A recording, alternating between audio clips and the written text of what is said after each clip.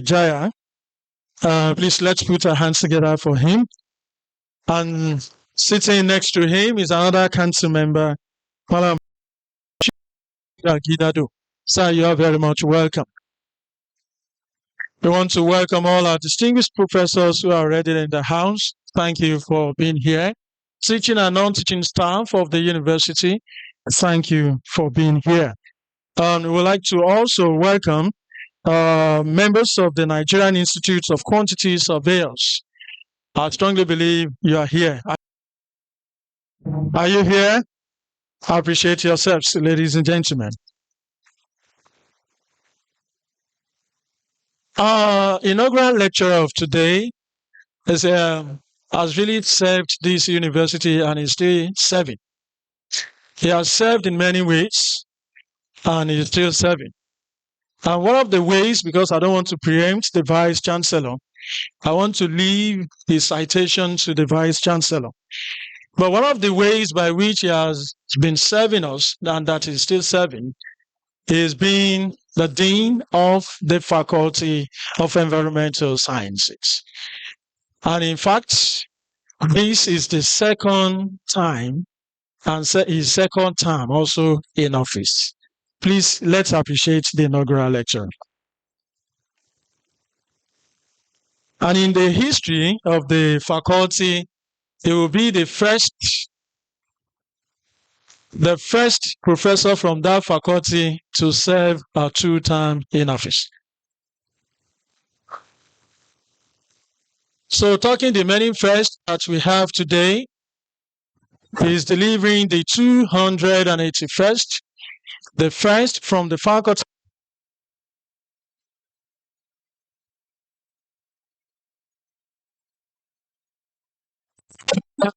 to serve 2 terms. And of course, he is coming to deliver his lecture as the first sitting dean from the faculty.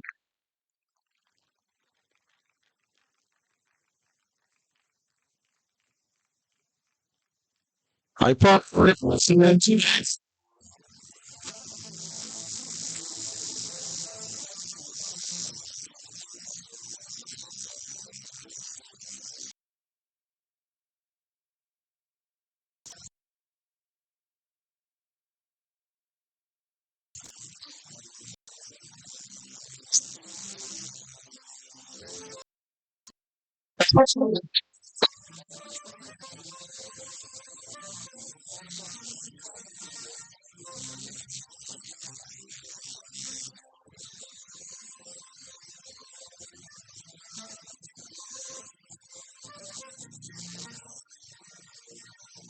Obviously, you're welcome, sir.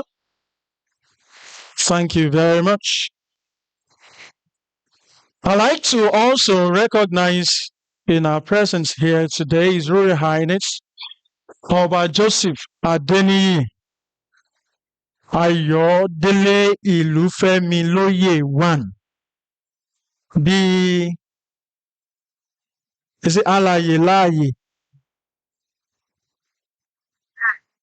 Alaye. Please join me to say Kábíyèsí to Kábíyèsí. Kábíyèsí, sir. Thank you very much. We appreciate you, and we appreciate all our chiefs who are with the Kábíyèsís. Thank you. Thank you. And distinguished ladies and gentlemen, we have just joining us the chairman, Nigerian Institute of Quantity Surveyors, one of our distinguished lecturers in the Department of Quantity Surveying and in the Faculty of Environmental Sciences, Dr. Taibat Adebiyi. Ma, you're welcome.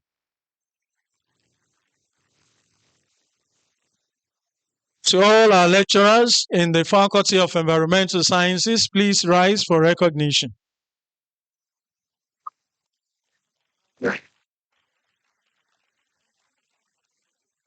Thank you. Thank you. These are colleagues of our inaugural lecturer at the faculty. And we want to appreciate you for making it easy for him at that level. But at the home front, ladies and gentlemen, I want to introduce some people to you, and I know you love that gist so much. You want to hear? You want to hear the gist? Okay.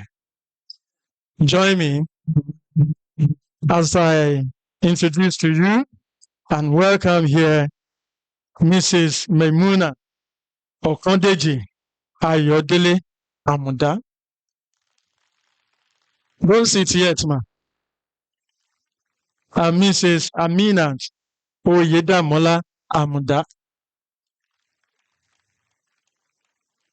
Turn around, let them see you. I know you love that gist. You love that part of every inaugural lecture. Thank you very much, Ajias. These are the Ajias taking care of our inaugural lecturer. Please, let's appreciate them one more time. Thank you. Please be seated. Thank you for holding the fort each time Prof is not around. We thank you and we appreciate you for this. And to the children who are also ensuring that Daddy does not fail at all. Thank you. We appreciate you. Miriam Eniola Abdugani. Thank you very much. Abubakar Kolawale Abdugani. Aisha Toluabukola Abdugani. Belkis Abidemi Abdugani. Ramontalahi Abike Abdugani. And Nimotalahi Ajoke Abdugani. Thank you very much. Thank you for making it easy for Daddy. We appreciate you. To all the family members, we appreciate you all. And there's one more person I would like to introduce. And this is really very important. Without her, there will be no Ganiyu Amuda-Yusuf. Please join me to welcome the mother of the inaugural lecturer, ladies and gentlemen, Ahaja Simatu Abeke Amuda-Yusuf. Mama Ekurire, congratulations. Congratulations. Mama ni wọ́n jókòó síbí yẹn. Ẹ fún wọn látẹ̀wọ́ náà. Ẹ kú oríire òní mà. Oríire náà bá yín kalẹ̀. Thank you very much, man. We appreciate you. And to all uninvited guests, we want to appreciate each and every one of you. It's always a pleasure to have you join us.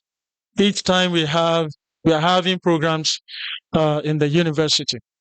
And ladies and gentlemen, I'd like to introduce to us also a former member of the management team of the university, former university librarian, and currently the chairman library and publications, distinguished Professor Wahab Olariwaju Isa.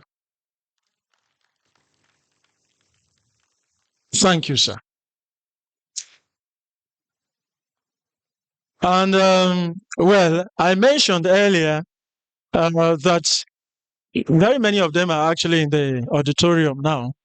Many of the people who have been here before Professor Amuda-Yusuf, amongst the 280 that have been here before him, is Professor Joshua Olukayode Olatoke, Senior Advocate of Nigeria.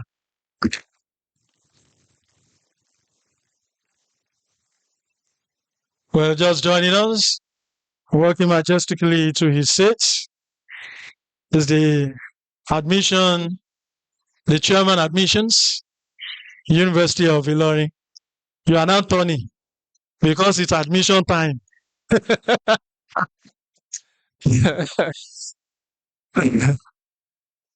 Professor Abdulaziz Mohammed Lawa. You're welcome, sir. You're welcome, sir. People are looking in that direction again because it's almost around about the time. Well, ladies and gentlemen, I said to you, and just as you must have known, you do the counting from 1975 to 2025, it's 50. And we've been so blessed to have the kind of leadership that we've been having in this university ever since inception. Professor Tamuno as our first principal, Oluwaki Kugbe as our first vice chancellor, Professor Adeshola as second vice chancellor, Professor Toya Falabi the third, Professor Adeoye Adeniyi the fourth, Professor John Otunla Oyinloye the fifth, Professor Shuaib Oba Abdurrahim the sixth vice chancellor, Professor Shamsuddin Amali the seventh, Professor Isaac Olanrewaju Olóyèdé the eighth, Professor Ganiyu Ambali the ninth, Professor Suleiman Agenjilola Abdulkarim the 10th, to the incumbent the 11th, Professor Wahab Olachupo Egbewale, Senior Advocate of Nigeria. All of these people, they contributed their quota, to the growth and development of our university. And we are really very grateful and thankful to all of them. And they are still contributing, even when they are not even in offices. And may God rest the souls of those who have passed amongst them. And this is our university. As I said, the university started with 3 foundation faculties of arts, of education, and also of sciences. And today, because we keep developing from time to time, the growth keeps coming, from time to time. And today, we're having 16 different academic faculties. Please, let's appreciate the leadership of this university. And, the faculty, briefly, I've given you a brief of the faculty that it was established in the year, during the 2013-2014 academic session. And we have our first, the pioneer dean of the faculty here with us, Professor Nurain Bolanle Tanimowo. Thank you very much, Baba. We appreciate you one more time. And the faculty houses 5 different departments of architecture, of estate management, of surveying and geoinformatics, of urban and regional planning, and also of quantity surveying, the department that brought all of us here together today. But ever since in the 50 years of the university, how many years of the faculty now? 2013, 2014. Let's do the counting together. In the years of existence of the faculty, this is the very first time we're having an inaugural lecture from the faculty. And this stands Professor Ganiyu Amuda-Yusuf out as the inaugural lecturer of today. And when you look around you, you must have been seeing people from different faculties who are here to grace this occasion. And this is telling us something. That Professor Amuda-Yusuf is really a very good man, good not only to his faculty, but to everyone that crosses his path. This is why we're having people from the Faculty of Arts, we're having from agriculture, from basic clinical sciences, medical sciences, education. We're having from life sciences, where we have Professor Akonji. Baba is retired, but he's never tired. We thank God for the grace upon you, sir. We are having people from I can see also from engineering. See our professor from engineering there. We also have them from life sciences, physical sciences. I can see them. Agriculture, veterinary medicine. Please, let's put our hands together for Professor Ganiyu Amuda-Yusuf.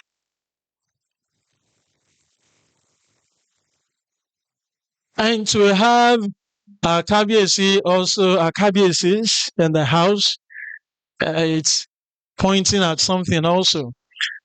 Please, let's appreciate Professor Ganiyu Amuda-Yusuf one more time. Ladies and gentlemen.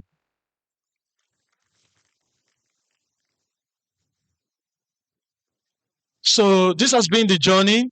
Time will not permit me to really dig deeper into it, but then I hope you are grabbing the gist. But for the Department of Quantity Surveying,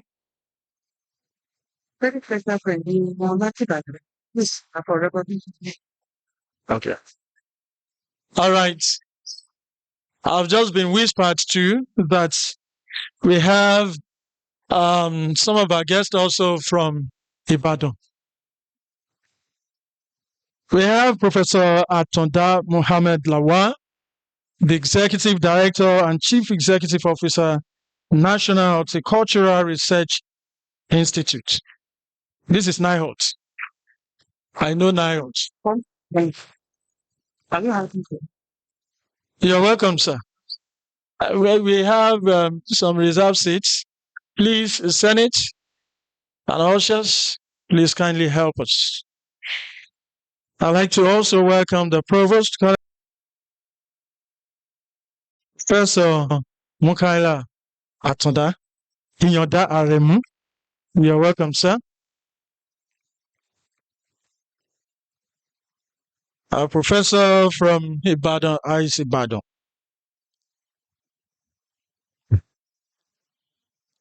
So, ladies and gentlemen, this has been the journey for us at the University of Ilorin.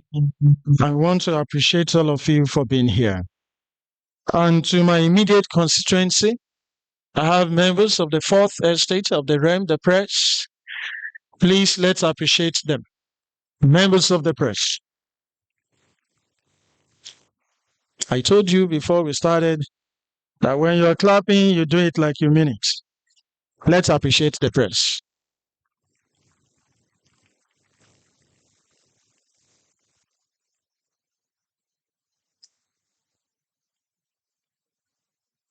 I'd like to also recognize the presence here of all other chairmen of the professional bodies in the built environment. All the chairmen of professional bodies in the built environment. Please put your hands together. Let's appreciate all of them. Thank you.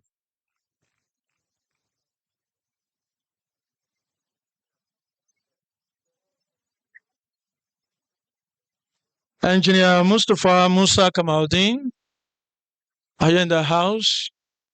The Registrar Mohammed Kamaldeen University.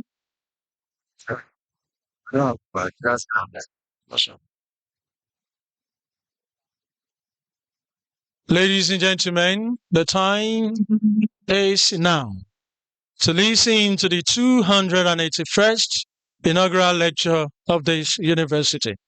Shall we arise as we welcome the procession of the Vice Chancellor?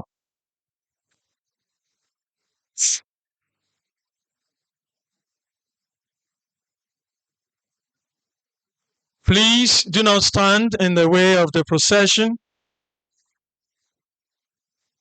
Do not cross the procession. And do not exchange pleasantries with the procession.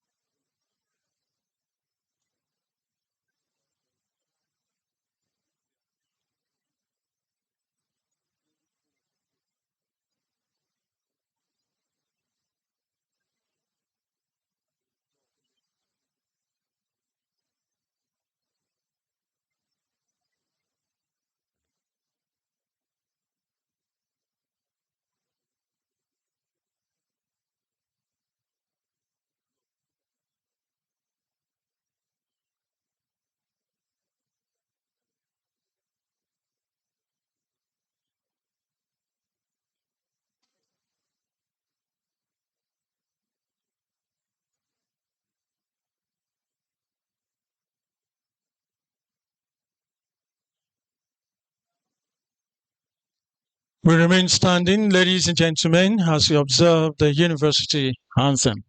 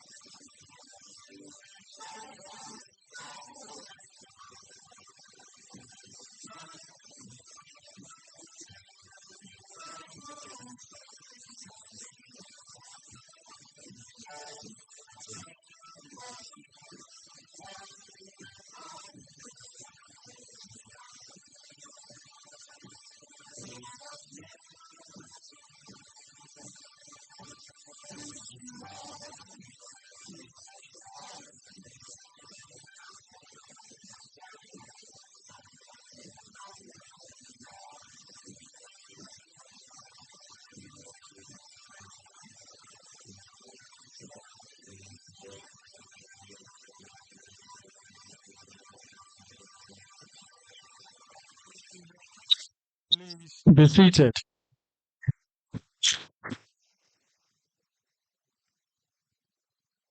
The Deputy Vice Chancellor Academic, the Registrar, the University Librarian, the Provost, Deans and of various departments.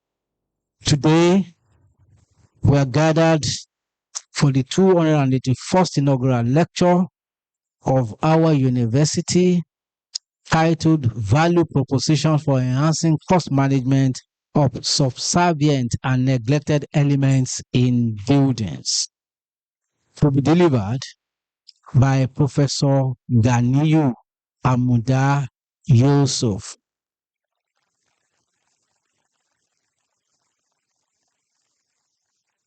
Professor Ganiyu Amuda-Yusuf was born on 12th of January 1971 in Ilorin, the family of late Alhaji Adebayo Amuda-Yusuf Adagba and Alhaja Sinatu Amuda-Yusuf. He had his primary school education at LSMB Primary School, Ilorin, Ekiti Local Government of Kwara State between 1976 and 1983. He attended Government Secondary School Umara between 1983 and 1988 for his secondary school education. He proceeded to Kwara State Polytechnic for his National Diploma in Urban and Regional Planning between 1989 and 1991, and thereafter obtained his Bachelor of Science degree at Ahmadu Bello University Zaria in 1998. He obtained his master's degree in quantity surveying, mechanical and electrical from the University of Salford, United Kingdom in 2009, and bagged his PhD from University Technology Johor, Malaysia in 2015. Professor Amuda-Yusuf was employed as assistant lecturer in the Department of Quantity Surveying, Kwara State Polytechnic in 2000. He later joined the services of the University of Ilorin in the Department of Quantity Surveying as senior lecturer in 2015 and rose through the ranks to become a professor in 2022. Professor Amuda-Yusuf is a member of many learned and professional bodies, such as the Quantity Surveyor Registration Board of Nigeria since 2005, member Nigerian Institute of Quantity Surveyors 2003. Professor Amuda-Yusuf has served in various capacities within and outside the university, which include acting head of Department Quantity Surveying between 2016 and 2018 and 2022 and 2024. Level Advisor 400, level 2015 to 2016. Chairman Faculty Journal Committee 2016 to date. Chairman Final Year Screening Committee 2016 to 2018. Chairman Faculty Examination Malpractice Committee 2016 to 2017. Member E-Learning Committee 2016 to 2017. Faculty Representative of Business Committee of Senate 2016 to 2018. Acting Dean of the Faculty of Environmental Sciences between 2018 and 2020, and currently Dean of the Faculty of Environmental Science.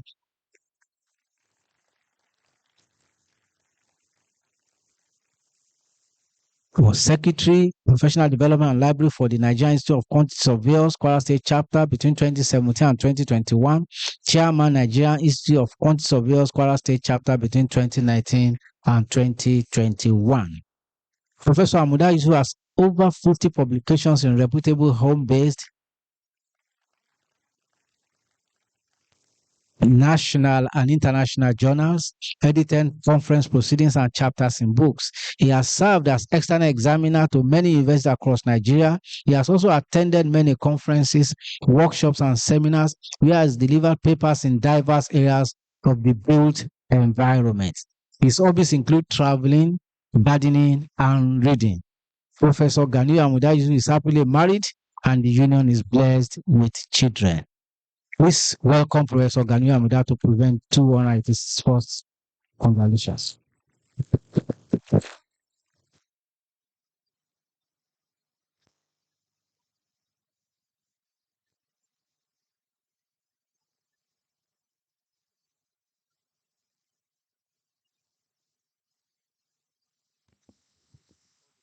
Thank you very much. Thank you.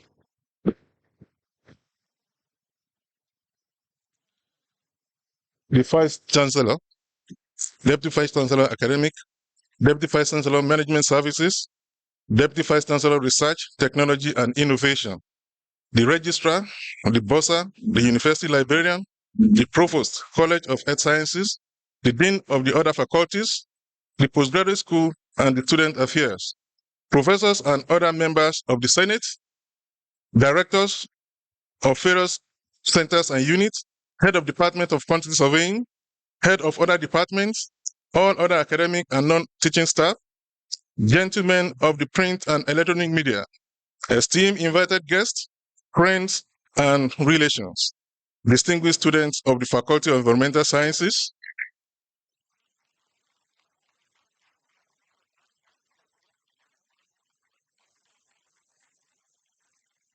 a great student of the University of Ilorin, my Lord Spiritual and Temporal, distinguished ladies and gentlemen, preamble. Mr. Vice Chancellor, I seek refuge in the Almighty Allah against the devil and begin this inaugural lecture in the name of Allah, the most beneficent and the most merciful. Allah is the first, without any reference point of starting, and He will be the last, without any point of termination from His existence. The Creator of the creatures, the everlasting fountain of wisdom, and the Lord of the universe. I am greatly indebted to the Vice Chancellor and the University Administration for giving me this opportunity. The privilege of delivering this inaugural lecture is both an honor and a responsibility. As the first from the Faculty of Environmental Sciences,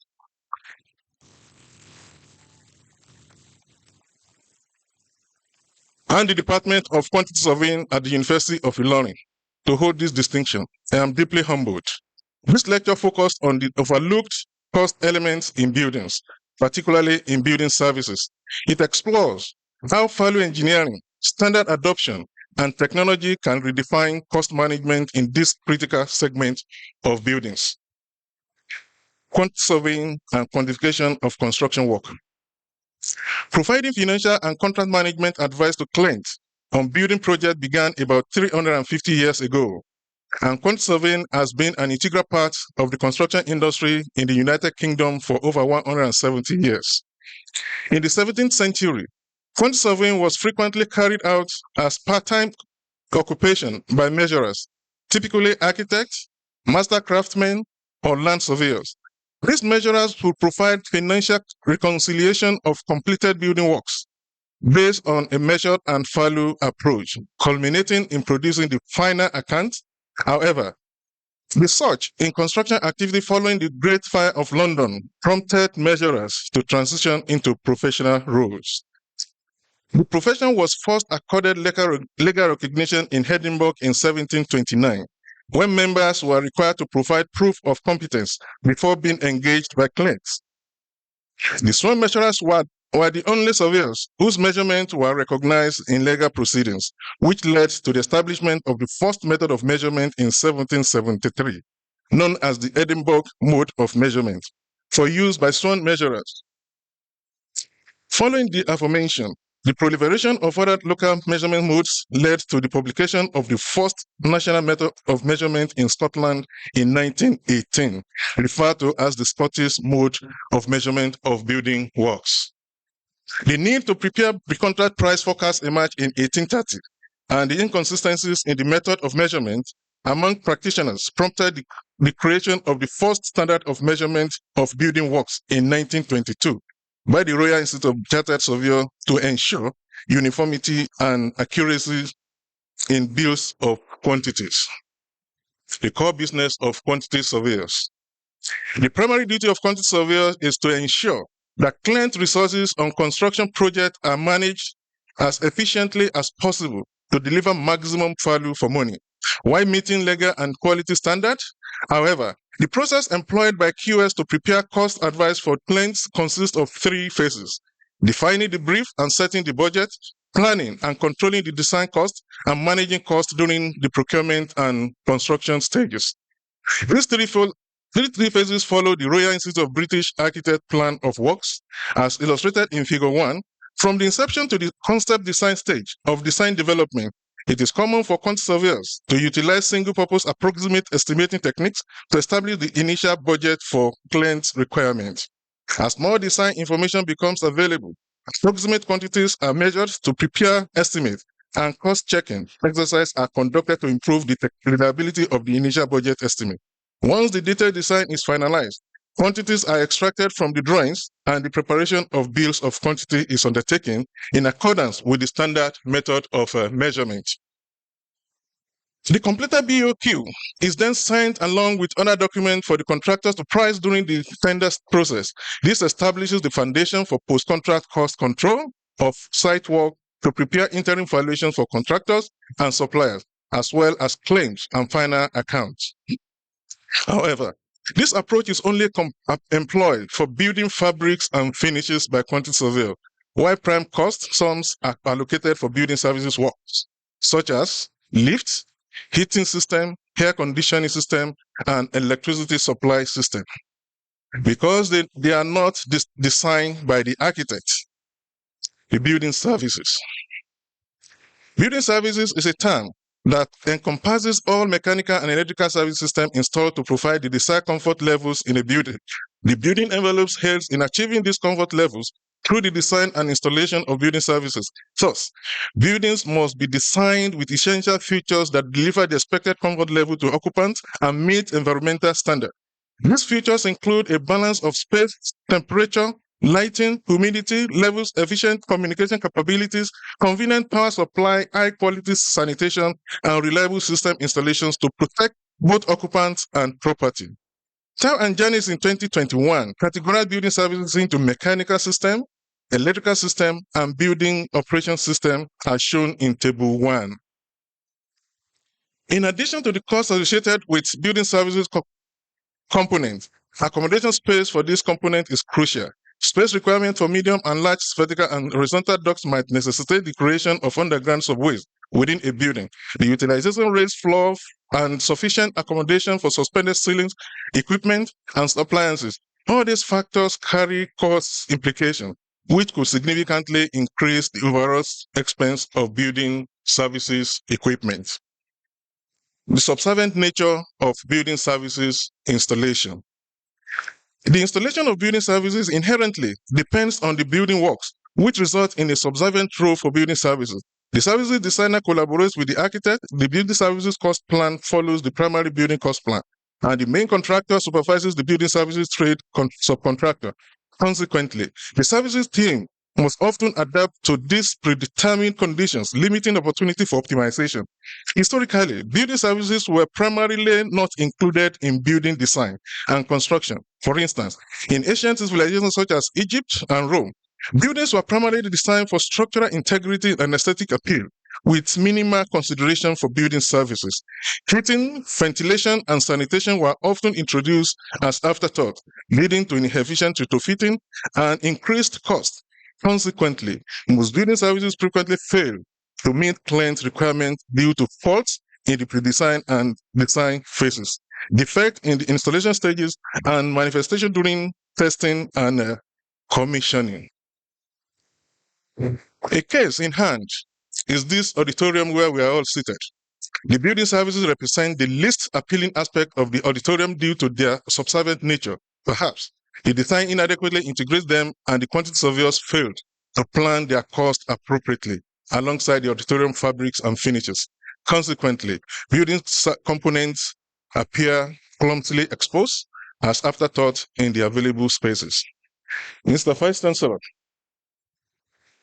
you will also recall that in the days of old, clay pots, elegantly balanced on villagers' heads, were used to fetch water from meandering streams. The rustic kitchen setup with 3 stone fire pits and a large pot suspended over it prepared food for the household.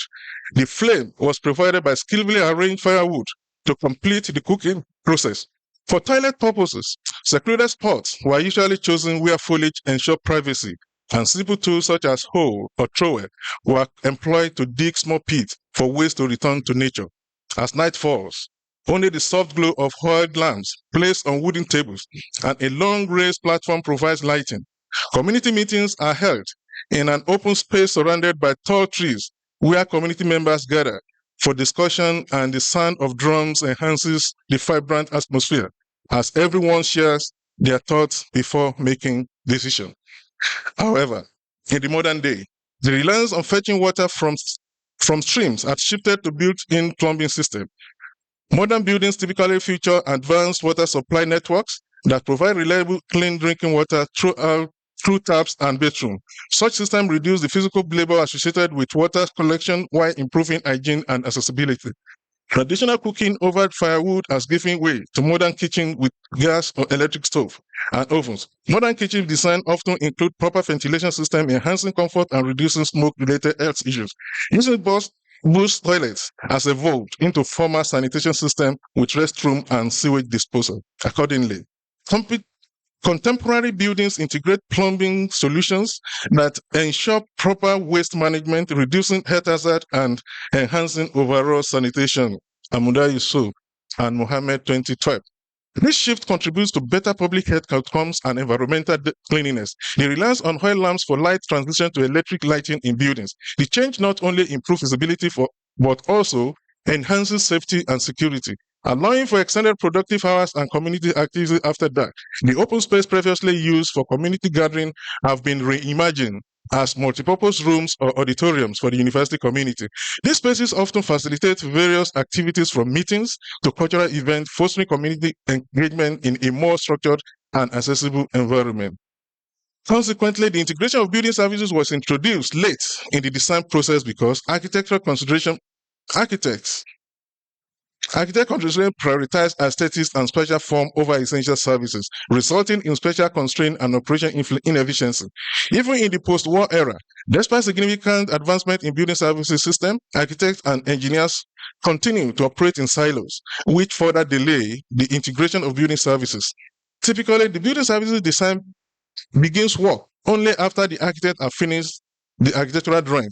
The delay often prevents quantity surveyors from obtaining adequate design information for accurate quantification and costing at the tender stage. The reliance of building services installation on the structural framework emphasizes their subservient role during construction. Although building service installation exists in nearly all building types, the UK construction industry, which has influenced Nigerian construction practices, did not formally recognize building services engineering as a distinct professional discipline until the establishment of the Chartered Institute of British Services Engineer in 1976. Amuda-Yusuf, Adebiyolowo, and Olorunuje identified the absence of a distinct professional. The and the dependence of building service installation on the structural framework emphasize their subservient role during construction. Although building service installation exists, virtually all buildings.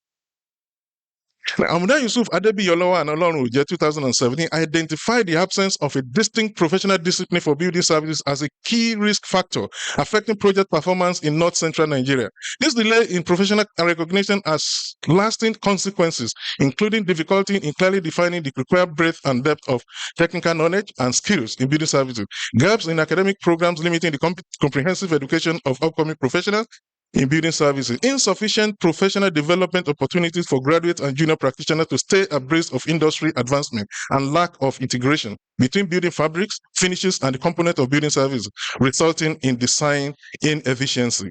Thus, the complex nature of building services has contributed to increased project costs, inefficient spatial allocation for services, and reduced system performance, as services are often forced to conform to predefined architectural layouts rather than being strategically integrated from the outset. The resulting challenges were identified as design-related problems and coordination problems, as treated below by Amuda-Yusuf, Adebiyolowa, and Ilorin 2017a. The neglect of cost management in building services. Mr. Vice Chancellor, in Nigeria, there is a lack of evidence indicating that quantity surveyors are effectively demonstrating leadership in the cost management of building services, in contrast to the arrangement of building fabrics and finishes. Amuda-Yusuf, Adebiyolowa 2016. The study by Amuda-Yusuf, Adebiyolowa, and Ilorin 2016 explore the extent of quantity surveyor involvement in the cost management of building services in North Central Nigeria. They reveal a surprising lack of structured approach to establishing reliable budgets for building services, particularly concerning a balanced distribution of expenditure. The fundamental reason for this disconnect appears to be that quantity surveying education has evolved with a greater emphasis on building fabrics and finishes, often neglecting the associated technologies relevant to building services. Amuda-Yusuf and Mohammed 2012. Meanwhile, the roles of quantity surveyors in building services are expected to reflect the involvement, commitment, and expertise demonstrated in the cost management of building fabric, finishes, and other construction products. Traditionally, QS overlook building services detailed cost management because the design for these services are not always finalized by the time the tender documents are prepared. Consequently, the specialized nature of building services leads to the allocation of both professional and prime cost sum. Amuda-Yusuf and Mohammed 2012. This methodology renders it exceedingly difficult and risky for the QS to manage the cost associated with building services. The traditional approach of allowing prime cost sum based on historical cost data was ineffective in the past.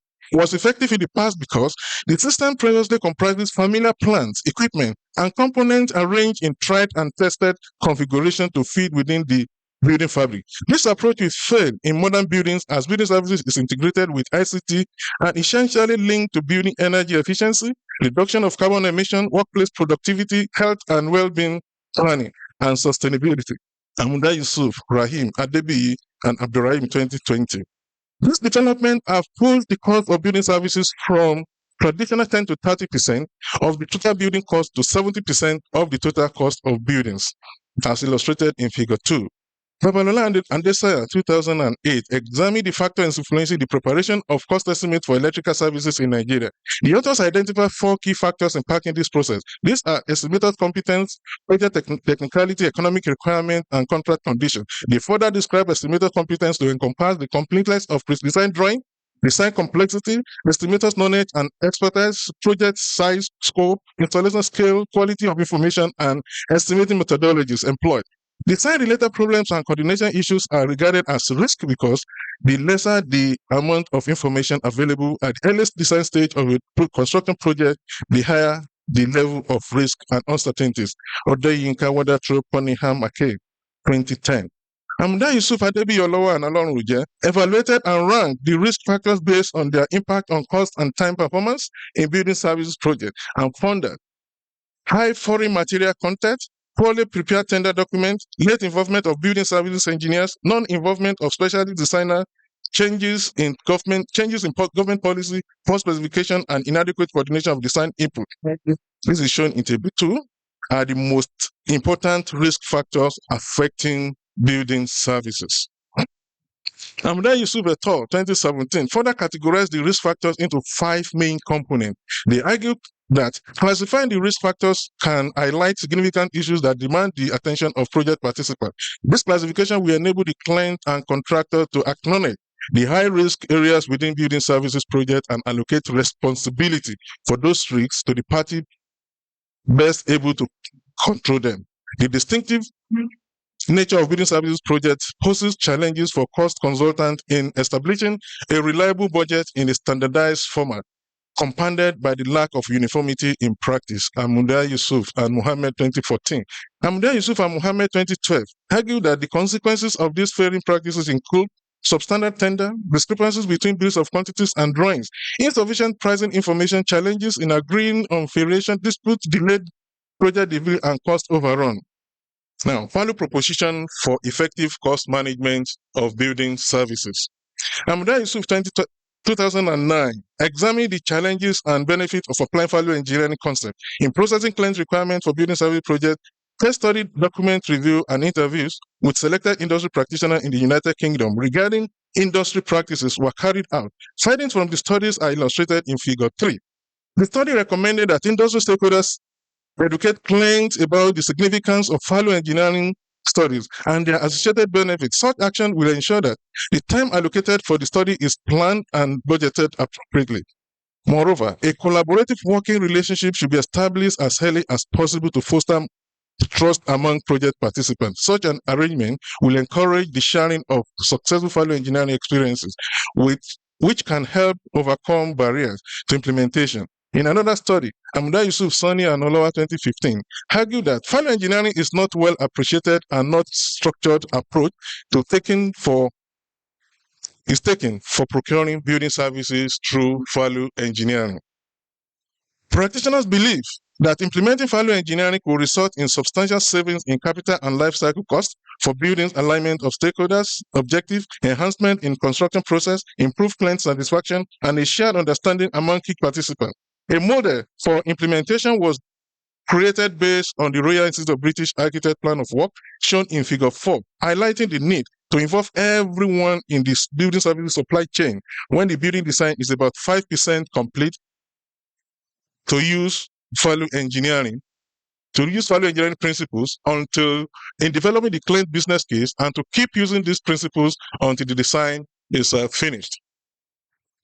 It was also discovered that value engineering could be included in the planning of building services and choice of components to solve design and coordination problems before and after the building services procurement process. Similarly, Amuda-Yusuf and Adabi 2015 opined that the primary obstacle to adopting value engineering for building services include a lack of understanding of value engineering among client organizations, insufficient service requests, and inadequate study time.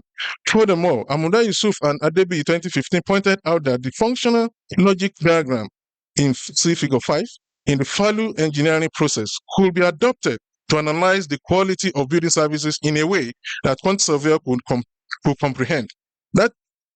That this will bridge the gap between quantity surveyor's knowledge and building services technology, enabling a more detailed analysis of building services costs, facilitating the collection of more relevant historical cost information, and allowing QS to make better use of building services cost information.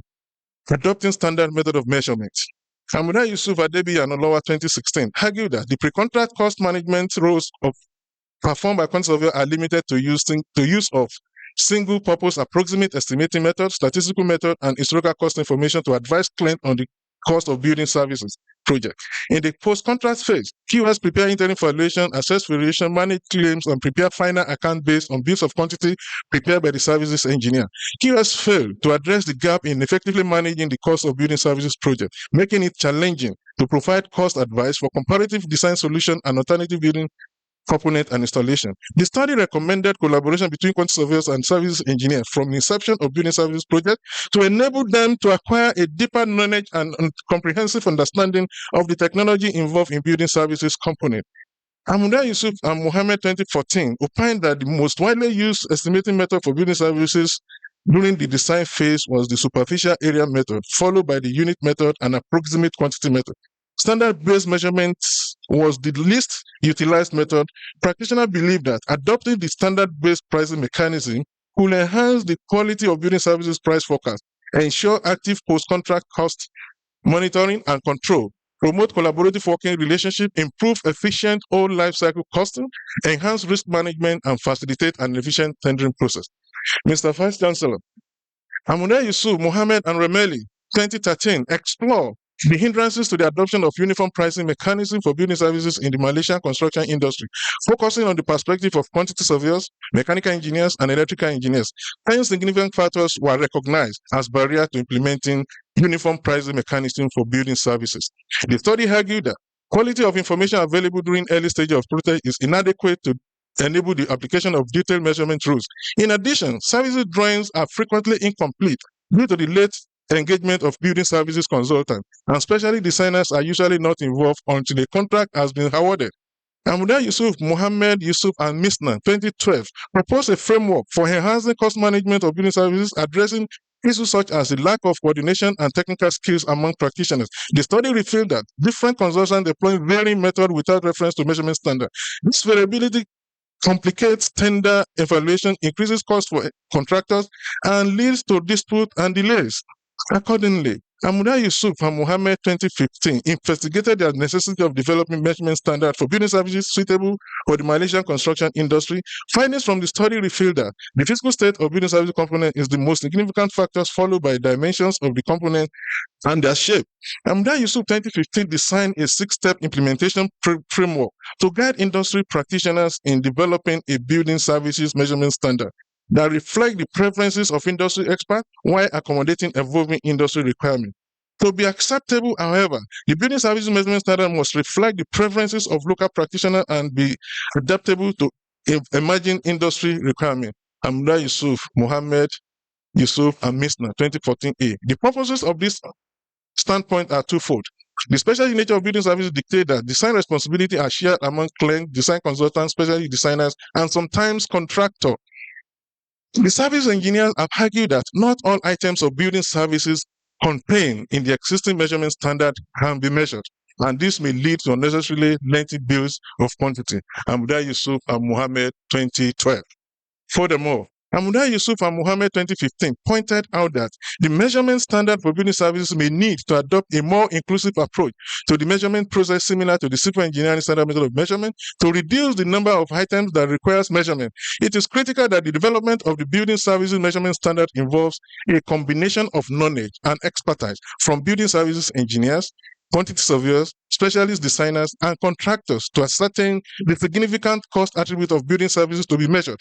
Secondly, Amuda-Yusuf and Mohammed 2015 stated that building information modeling represents a shift from traditional 2-dimensional design practices to 3-dimensional solutions, 4-dimensional schedule modeling, and 5-dimensional cost management. Their study revealed that 5D beam may necessitate filtering the rules of measurement into the beam model to facilitate the automation of quantity extraction and estimating process by cost consultants and estimators in accordance with traditional QS practices. To address these needs, building services measurement standard may need to be based on local classification system, which will support local practitioners' preferences and establish a foundation for collaboration between quantity surveyor and cost consultant in the building information modeling model. Amuda-Yusuf 2018. Integration of building information modeling in measurement standards. Mr. Vice Chancellor, building information modeling is transforming the traditional methods such as manual quantity extraction and estimating used within the construction industry. It is clear that different disciplines possess varying interests in building information modeling. For example, architects are keen to leverage BIM's potential to enhance their 3D design capabilities. Building service engineers seek efficient methods for calculating energy consumption. Structural engineers aim to achieve greater integration between analysis and design. In addition, it is vital for quantity surveyors to establish a foundation for automated takeoff and estimating within the BIM model. This is important because automated quantity takeoff is easily conducted in BIM, but not in line with traditional rules due to lack of alignment between conventional SMMs and BIM model. Amuda-Yusuf, Adebiyi, and Idris, 2016. Amuda-Yusuf, Adebiyi, Olowa, et al., 2015, examined the barriers to 5-dimensional BIM adoption by quantity surveyors in Nigeria. The study identified the 5 most important barriers affecting the BIM by quantity surveyor as lack of collaborative initiative from industry stakeholders, issues with communication and data sharing, insufficient government support, and absence of a clear roadmap for BIM implementation. The BIM model is incompatible with traditional takeoff and estimating software, and there is non-alignment of the current roles of the building and engineering standard method of measurement. Amuda-Yusuf, Mohammed, and Olowa, 2013. The authors consider that five-dimensional BIM has the potential to enhance communication efficiency and interpretive ability of quantity survey. However, for this benefit to be realized, it is essential for construction industry stakeholders to formulate strategies for developing and implementing an information exchange system that can support collaboration. Amuda-Yusuf, Olowa, and Siddiq. Similarly, Amuda-Yusuf, Mohammed, Ibrahim, and Olowa in 2013 examined the necessity for measurement standard in Nigeria to align with the local information classification system, thereby promoting consistency with other domestic product information and minimum conventions. Findings from the study reveal that different countries have adopted varied classification approach which are based on country-specific classification system to develop local measurement standard, consequently facilitating electronic information coordination among project participants. Adopting the classification system a measurement standard from another countries may not fulfill the requirement of local industry practitioners. Amuda-Yusuf, Adebiyi, and Idris. Amuda-Yusuf, Adebiyi, and Olowa in 2017 investigated the perceptions of Nigerian construction industry professionals regarding the barriers to building information modeling adoption. Class means difference among professional group, architects, quantity surveyor, engineers, and builders was used to pinpoint barriers to BIM adoption, and a discriminant analysis was performed to establish the disagreement among the respondents. Findings from the study revealed that the various groups have equal mean discriminant function. Discourse on 16 barriers factors to BIM adoption, indicating a consensus among the groups regarding these factors. However, 5 items exhibit the most significant predictive power in differentiating the professional groups based on perceived barriers to BIM adoption. In order of magnitude, the 5 factors are clients' low level of awareness, lack of findings, poor power supply, legal uncertainty, and lack of transparency. Amuda-Yusuf, Adebiyi, and Mohammed in 2018 examined the level of awareness and adoption of building information modeling among professionals in the Nigerian construction industry. Findings from the study revealed that the traditional design-build approach remains the most common method. Significant differences exist in the level of BIM utilization among the professional groups for various projects. More than half of the respondents, excluding engineers, reported that they had not participated in a project that utilized BIM. Only 13% of architects indicated past experience with BIM adoption with BIM projects, while 32% of QS, 44.4% of builders, and 61% of engineers have taken part in BIM projects. The study also found that the size of organization influences the transmission of information and knowledge. The study indicated that although building information modeling is gaining traction, its adoption within Nigerian construction industry remains in its early stages. Integrating sustainable enhancement features in measurement standard. The fight themselves. As the built environment continues to evolve, embracing sustainability within cost management is no longer optional, but imperative. Amuda-Yusuf, 2015, recommended integrating sustainable enhancement feature into measurement standard. The recommendation was premised on the notion that the current standard method of measurement does not adequately address sustainability-driven enhancement features, such as energy efficient, HVAC, system renewable energy integration, and advanced water management solution. Amuda-Yusuf, Mohammed, Yusuf, and Misna, 2013, reviewed the role of quantity survey in managing cost of green buildings. The major barriers to effective cost management of green buildings were identified as lack of clear green design goal, midstream attempt to incorporate green, decentralized management of the green building process, lack of experience within green building, and insufficient time and funding. Amuda-Yusuf et al. 2020 also investigated awareness factors contributing to adoption of sustainable concept during construction in Nigeria. Findings from the study indicated a variation in the level of awareness regarding sustainability concept based on the type of organization.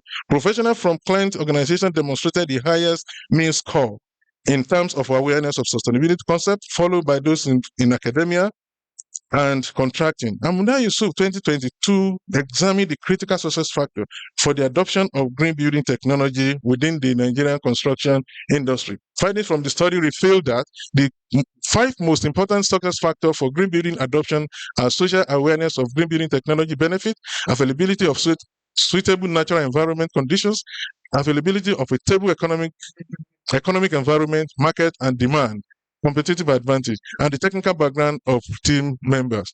Amuda-Yusuf et al. 2020 identified the most important barriers to green building technology adoption as lack of institutions to formulate policies and set guidelines, lack of information about green products and low awareness of sustainability issues, human resource and client knowledge, a lack of knowledge about green building technology and the high cost of green products. My major research contribution: cost management and procurement of building services. Mr. Vice Chancellor, during and after my PhD program and as part of the requirement for the award of PhD degree at University Technology Malaysia, I was able to publish some articles in reputable journal outlets focusing on cost management of building services. The government of Malaysia, through the Ministry of Higher Education, partly sponsored my PhD in this field. I am pleased to inform you that part of the study outcomes was implemented in the publication of the 3rd edition of Standard Method of Measurement SMM3 in Malaysia construction industry. On October 21, 2024, the Construction Industry Development Board in Malaysia officially launched the standard. According to my supervisor, unlike the previous edition of measurement standard, SMM3 was developed based on the collective effort of industry professionals, integrate sustainable enhancement features, and compatible with building information modeling. These are key recommendations from my PhD work. BIM and information management. My research on BIM provides actionable insights for both practitioners and policymakers. For practitioners, the findings offer a roadmap for streamlining BIM implementation process, enhanced team collaboration, and improving information exchange. For policymakers, the work underscores the need for supportive regulations, funding, and the establishment of national standards to encourage widespread BIM adoption. My research emphasizes that developing a national classification system aligned with international standards is essential for enabling effective electronic information exchange, promoting better collaboration, and streamlining project delivery in Nigeria. Book publication. As the lead author of our book on measurement of building works in line with 4th edition of measurement standard published by AFCO. As the lead author, our book on measurement of building works in line with 4th edition of Building and Engineering Standard Method of Measurement was published by Afra Printing and Publishing Company Limited in December 2024. Measurement of building work is a fundamental aspect of quantity surveying that holds significant importance for students practicing an upcoming quantity survey in Nigeria. Mastering the book ensures cost efficiency, project success, and career growth. The book bridges the theoretical knowledge and practical implication, making it indispensable in the construction industry. Professional contribution. I have served as Secretary of Professional Development and Library for the Nigerian Institute of Quantity Surveyors from 2017 to 2021. I have also served as the chairman of the Nigerian Institute of Quantity Surveyors, Kwara State Chapter from 2019 to 2021. Contribution to the university. At the university, I have served on several committees at the department, faculty, and university level. I was twice the acting head of Quantity Surveying Department, 2016 to 2018 and 2022 to 2024. Served as acting dean of the faculty from 2018 to 2020, and I'm currently the dean of the Faculty of Environmental Sciences. Mr. Vice Chancellor, in my role as the dean, I still teach a minimum of 7 courses per semester with postgraduate supervision. I have represented the faculty at the Business Committee of the Senate and served as level advisor at various times. I have served as a member of Ilorin Committee and I'm currently a member of the Technical Advisory Committee to the University Management and a member of the Investigative Committee on GG Mass Poultry Farm. Mr. Vice Chancellor, I have been the principal consultant on the cost management of the construction of the Faculty of Environmental Sciences building since 2016. Under my leadership, about 60% of the consultancy fee paid by the university was used to equip a 20-seater capacity computer laboratory for the quantity surveying department Other departments often use the facilities in the laboratory for accreditation purposes. This effort has significantly improved the teaching of computer application for quantity surveying to students in the department. I have also served as an external examiner at Ahmadu Bello University, Samaru Zaria, Obafemi Awolowo University, Ile-Ife, Federal University of Technology, Akure, and Federal University of Technology, Minna. In conclusion, Mr. Vice Chancellor, my research contributions aim to address the practical challenges in building projects, emphasizing the need for technology adoption and sustainability. These insights have been achieved using robust methodological process, leading to empirical conclusions that provide a foundation for improvement in the construction industry. I am confident that my ongoing research will continue to yield significant insight and lead to practical advancement in the built environment. Recommendation for theory and practice. The need for integration of interdisciplinary knowledge, and embrace BIM with strategic approach, adopt standard-based pricing mechanism for building services, integrate value engineering into project planning and design, promote sustainable practices, and develop and enforce national standard for building information modeling adoption, support the development of local measurement standard for building services, promote education and training in sustainable construction practices, establish a robust regulatory framework for the construction industry.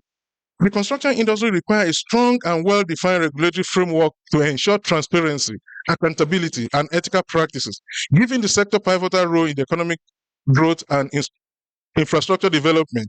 The creation of a construction industry development board is essential.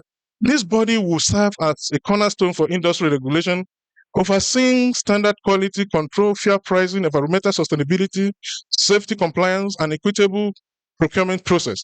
By institutionalizing the CIDB, policymakers can provide much needed stability and professionalism in the sector. To maximize its effectiveness, the board must operate independently from excessive political interference, ensuring impartial enforcement and long-term development. Invest in research and development with a focus on implementation. Innovation with the construction industry relies on sustained research and development efforts. Yet, research must be translated into real-world applications to drive progress. Policymakers and industry leaders should provide dedicated, easily accessible grants and incentives for research and development initiatives that enhance construction technologies, sustainable and materials, and efficient process. Research and development should not merely terminate in publication, but should lead to smarter, greener, and more efficient construction practices that benefit both the economy and the society. Acknowledgements. I thank the Vice Chancellor, Professor Wahab Olasupo Egbewole San, for the opportunity given to me to hold this lecture. I wish to appreciate Professor A.A. Fawole, DVC Management Services, and my family physician, Professor Mujirade T. Bakari Odunla, DVC Academic, Professor M. Etudai, DVC Research, Technology and Innovation, Mr. M. A. Alfanla, the Registrar and Secretary to Council, Professor K.T. Omokupa, the University Librarian, Mr. A. Lawa, the Bossa, and other management staff of the university for this honor. I thank my late father, Alhaji Amuda-Yusuf Adebayo Adagba. May Almighty Allah continue to have compassion on his soul. To my mother, Elijah Sinatu Amuda, a virtuous woman of immense strength and grace. Your commitment to ensuring we receive a sound education is deeply appreciated. May Allah, Almighty Allah, continue to strengthen you in health, wisdom, and in his worship. I thank the only brother to my late father, late Emmanuel Ajomale Baba Wolewole.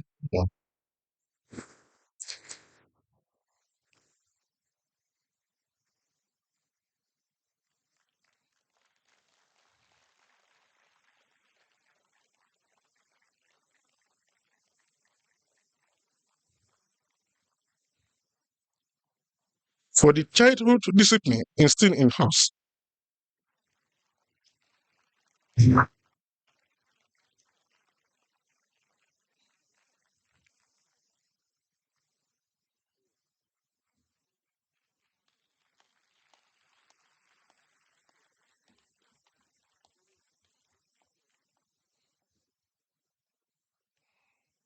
May God Almighty continue to rest your soul. My profound aspiration to the late Husseini Taiwo Amuda and all my late stepfathers. Allah.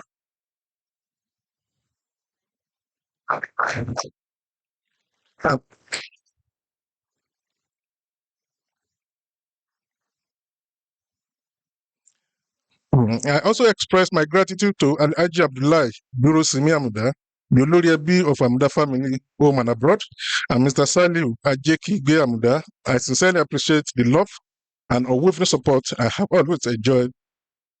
I received since childhood.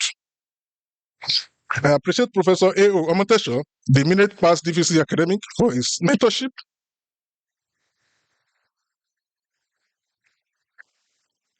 Emeritus Professor M.A. Akanji, your gentle and simple way approach to mentorship is well appreciated. The Chief Imam, Professor Nasri Abdusalam, and all members of the university Muslim community as well are well appreciated. I humbly express my sincere appreciation to Pioneer Dean of the Faculty of Environmental Sciences, Professor M.B. Tanimawu. Other past dean, especially Professor A.I. Bako, Dr. Yobabalola, Dr. N.A. Belu, and staff of the faculty, especially Dr. Memuna Abdurrahim, Dr. Taibat Adibi. I extend my gratitude to all heads of department and the sub-dean of the faculty, Dr. S.B. Oladimeji, a colleague like a brother. Thank you for your support. I appreciate all my teachers. I thank my PhD professor, Professor Madia Saraji Fikri Mohammed from the University of Technology, Malaysia. It is a privilege to be supervised by such a pragmatic academic with immense intellectual progress and commitment to perfection. I also appreciate the entire team of the Innovative Constructions Research Cluster, ICON, at UTM for your support during my PhD program. I remain forever grateful to Mrs. Juliana Adupe Alabi, my guardian during my secondary school days. Mrs. Alabi was exceptional mother to everyone. Your hard work, generosity, and values remain a beacon that has shaped my journey in life. I extend my sincere tribute to your late husband, Eda Eso Alabi. May his soul continues to rest in peace. My warm appreciation goes to Segun Alabi, Olawale Alabi, Taiwo, Dr. Kaide, and Adekunle Alabi. The memory of our upbringing lingers. Mr. Vice Chancellor, I would like to sincerely express my appreciation to the distinguished Senator Sule Simon Ajibola. We call him Boda Sule during our early age, a brother, a mentor, and a seasoned quantity surveyor from whom I drew the inspiration to pursue a career in quantity surveying. Thank you for your generous sponsorship of my MSc degree in quantity surveying at the University of Salford. You remain a beacon of inspiration and a lasting pillar in my narrative of success. I must pay homage to Professor Ahmed Ibrahim Doko, DVC Administration of Amuda-Yusuf University, Zaria. Words cannot adequately capture the depth of my appreciation to you for immense transformative impact on my life. Professor Deji Rufus Ogunsemi, former DVC academic of Federal University Technology Akure, Professor Erin Deyinka of AAU Ile-Ife, DVC, and Professor Lubola Babalola, DVC academic of Obafemi Awolowo University, Ile-Ife. I sought your mentorship and all of you provided the necessary guidance. Your encouragement and visionary insight have reshaped my academic career. My sincere appreciation to Kiostoyin Abdurrahman Jima, a brother from another parent, the Director of Physical Planning Unit of University of Ilorin. Your encouragement after I completed my PhD aided my decision to join the university. I sincerely appreciate Professor S.A. Kuranga, who facilitated my appointment. I'm eternally grateful to Professor A.G. Ambali for considering me worthy of joining the university. I appreciate Professor Sulaiman Age Abdulkarim for appointing me as the acting dean of the Faculty of Environmental Sciences in 2018. I'm deeply grateful to Abdurrashid Dauda Gidado Ajetumabi, a kind-hearted brother with make of kindness. I hold you in high regard.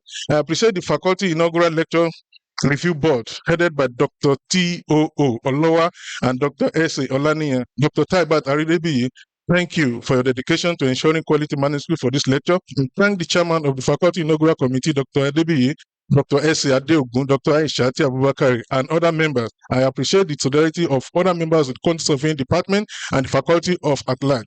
The Nigerian Institute of Quantity Surveyor is highly appreciated, particularly the Kwara State chapter. Mr. Vice Chancellor, I must pay homage to the pioneer faculty officer, Mrs. Kafilat T. Afolanya, the current Deputy Registrar, Senate, and other faculty officers, popularly called Iya Onigba in our own time. Mrs. Elizabeth Naji, sacrifice for environmental sciences. Mrs. Rasidat Adita Babamale, the silent achiever, and Mrs. Azizat Q. Ibrahim, the Iron Lady. The current Deputy Registrar, Vice Chancellor's Office, Mr. Abdusalam, Mr. D.A. Sulaiman Baba Loring, and Mr. O.J. Olaleye. Bodaleye, thank you. I appreciate the non-teaching staff of the faculty. I'm profoundly grateful to the chairman, Library and Publication Committee for his meticulous effort in facilitating the delivery of this lecture. I would also like to acknowledge Professor A.A. Adeyi, the Director of Academic Planning Unit, has been a special mentor to the faculty, to the entire Faculty of Environmental Sciences. Professor L.T. Ajibade, your unwavering support to the faculty is immensely appreciated. In the spiritual realm, I wish to express my sincere appreciation for the support received from the following religious associations Ilorin of the Muslim Community, Ansarul Islam Society of Nigeria, Rahmatul Adabiya Muslim Association of Nigeria, and Ali Tantama Al-Kankawi Foundation. I would like to extend special thanks to my spiritual father, Shaikh Al-Imam Abdurasak Ambali Aduagba, and Yadakumullah bin Nasiri, as well as to all the members of Rahman Worldwide. I am truly grateful to your prayers and support you have provided to my family. I also appreciate Sheikh Al-Imam Mustafa Kamaluddin and all members of the Dalilu Islamic group. I appreciate Sheikh Abdusalam Saduddin Ajisefini and the entire Ekiti League of Imam. I thank Sheikh Al-Imam Lukman Isalekoto and Shoaib Aliyu Tantama Al-Kankawi. May Almighty Allah bless you all. In the traditional circle, I wish to express my heartfelt appreciation to the chairman of Ekiti Local Government Traditional Council, the Olosi of Osi, His Royal Majesty, Obasaliu Abdulkarim Adasofegbe Arubeku One. Thank you for coming, and as well as to the other royal fathers within Ekiti local government area, especially His Royal Highness Oba Joseph Adeniyi Ayodele Ilufemiloye One, the Alaye of Yaye Ikerin Okun, and His Royal Highness Oba Michael Kayode Owolabi, the Alara of Isare Okun. My sincere appreciation goes to the chairman of Ikerin Okun Development Association, Elder Francis Adebayo, and the entire citizen of Ikerin Okun, especially Egbe Ifesuwako. Thank you very much. I extend my heartfelt gratitude to my in-laws from the Baraje dynasty and Ile Amodemaja of Okelele Ilorin, particularly to my late father-in-law, Alhaji Jima Baraje, Alhaja Adisat Maronike Jima, Mr. Abiyakin Suleiman Amode, Dr. Sharifat Alige, and Alhaja Saratullah Adebayo. I'm also thankful to my in-laws from Oyewumi family in Ofa, especially my father-in-law, Mr. Oyewumi Oyewale Yusuf Walex, Mrs. Ronti Kuburat Oyewumi, Alhaji Abdulkarim Jide Oyewumi, and Alhaji Rauf Adegoke. Mr. Vice Chancellor, sir, permit me to appreciate the following individuals who have played important roles in my career progression. First among them is Prince Tunde Ajibola, Professor Larry Atanda, the CEO, National Horticultural Research Institute, Ibadan. Thank you very much.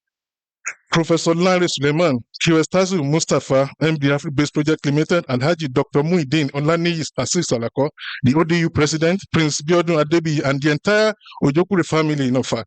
Architects Abdul Fattah Olatinwon, Engineer Oyinlola Mohammed, Honorable Ganiyu, Gabriel Abolani, Dr. Suhaib Taiwo Abiodun, Nurse Ramatalai Amasa, Dr. Kudirat Ahmed Pingbin, Ahmed Ibrahim Okoki, Engineer Kamilu Bello, and Pastor Matthew Ayanlola Ayodele.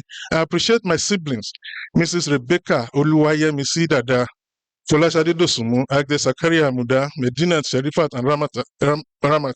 I appreciate you all with your families. My children, Maria Meniola, Abubakar Kolawole, Aisha Oluwabukola, Balkis Abidemi, Ramatullah Abike, and Nimatullah Ajoke. Thank you for your love, support, and patience. I am truly grateful to my wives, and I borrowed the sayings of the elders. I borrowed and modified that behind every successful man, there must be women of repute. Amuda Memunat of Kandeji Ayodele Leko, this inaugural lecture holds even greater significance as it coincides with your birth month, a joyful testament to your enduring influence and the shared milestone of family and scholarship. Thank you for supporting me in marrying your co-wife, Amuda Aminat Oyewale. I thank you for your enduring love, sacrifices, and unwavering support, which have been the foundation of this achievement. May Almighty Allah will reward you abundantly for your support and love. Allahumma Amin. To those whose names I've not been able to mention, please know that your contributions to my journey are profoundly significant. And I'm eternally grateful to everyone who has attended this inaugural. I am sincerely thankful. May God, Lord, guide you to your destination safely. Amen. Wahirun dawana alhamdulillahi rabbil alamin. Subhana rabbika rabbil izzati amma yasifun. Wassalamu ala al-mursalin. Alhamdulillahi rabbil alamin.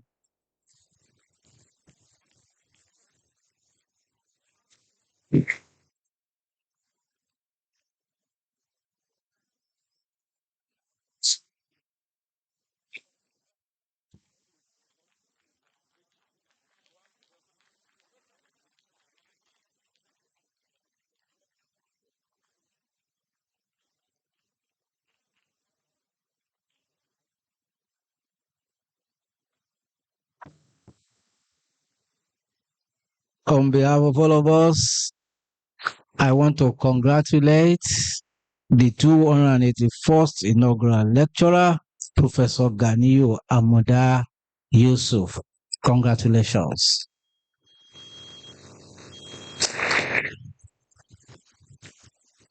And on his behalf, let me recognize a few of our guests.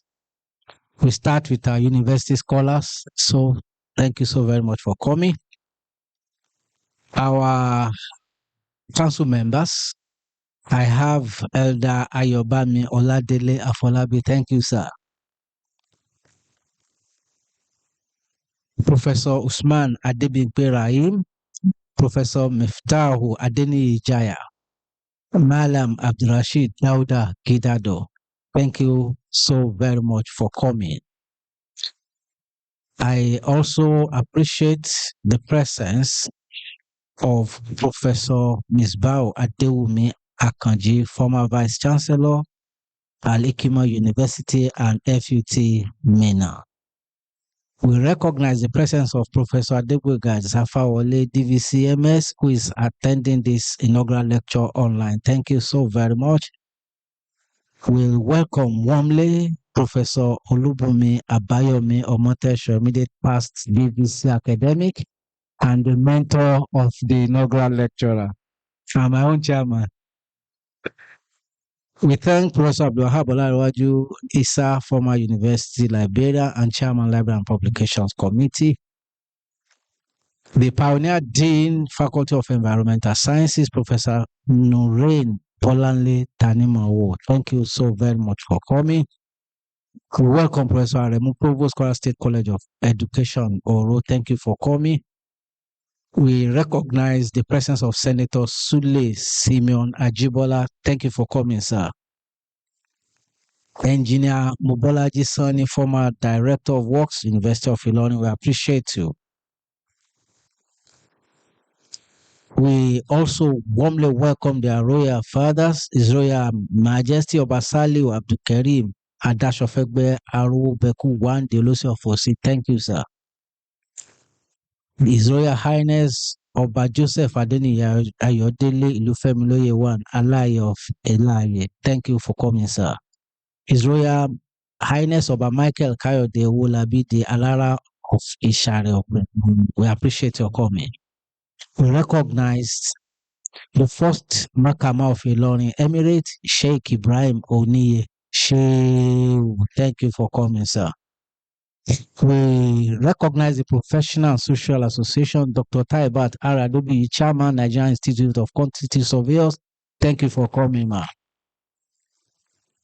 We welcome Dr. Funsho Abdulrazak. We appreciate you, sir. The parents of inaugural lecturer, Mama Alaja Sinatu Abeke Amuda-Yusuf. Eshema. The children of the inaugural lecturer, Mariam Eniola Abdukeni, Abubakar Kolawole Abdukeni, Aisha Oluwabukola Abdukeni, Balkis Abidemi Abdukeni, Ramatallah Abike Abdukeni, Nimatala Ajoke Abdukeni. And of course, the spouses of the inaugural lecturer, Mrs. Maimuna Okandiji Ayodele Amuda. Thank you for coming. Mrs. Aminat Oyedamola Amuda, we appreciate your coming. And for all of us that are here, we say a big thank you for making our day today. Thank you. Shall we all rise, ladies and gentlemen, for the national, the Ilorin anthem?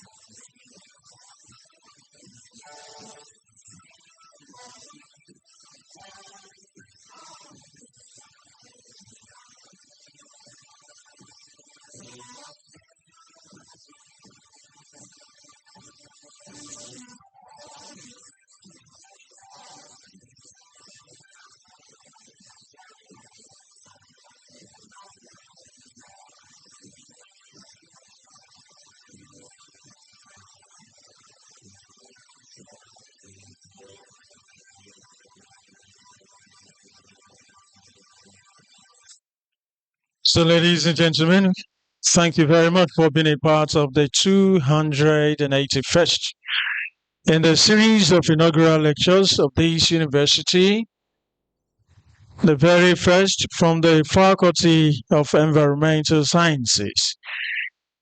Thank you for being a part of history. We appreciate you so much. Please kindly remain where you are.